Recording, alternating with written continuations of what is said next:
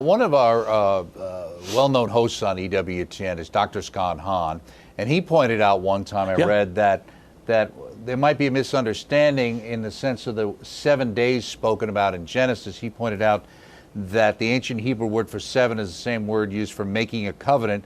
So when it is said that God created the world in 7 days, the text is communicating to its original readers that God has created the world in a covenantal relationship with the divine. What do you think of that?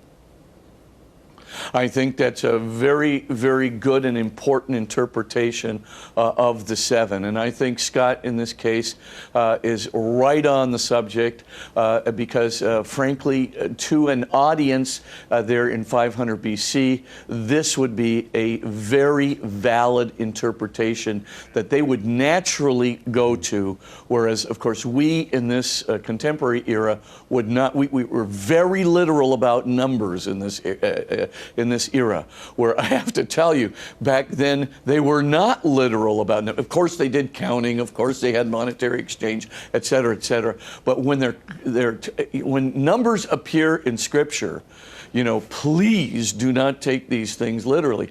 They have all kinds of symbolic value. And the symbolic value is more real and more important to the audience of that time than the literal meaning of the number.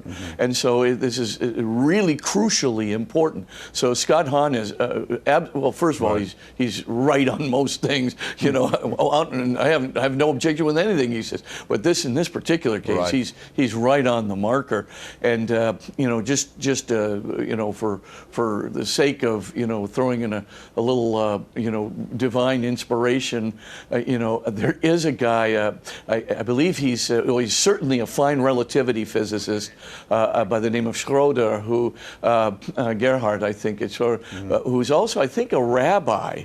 But anyway, he did work out the 7 days of creation in terms of general relativity theory, and there is a remarkable correlation. I'm not saying God intended it, but it is a remarkable correlation because time is relative in the general theory.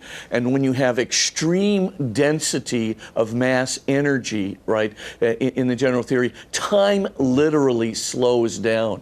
So that one day, one 24-hour period at the beginning of the universe, where the universe is super dense, right? Mass energy is like super dense. I mean, time would be so slow that would be probably worth somewhere in the neighborhood of 7 billion of our years. And the second day would be probably worth somewhere in the neighborhood of 2.8 billion of our years. And you kind of go out until today, and it does add up remarkably well to 13.8 billion years over these 7 periods, over, you know, what would be called 7 days for what's called general relativistic adjustments. And so if you do that, there are these coincidences. Let there be light as the first day. I mean, that's a real coincidence. Right. So for all intents and purposes, there are these things that are out there, but I would say before we count that as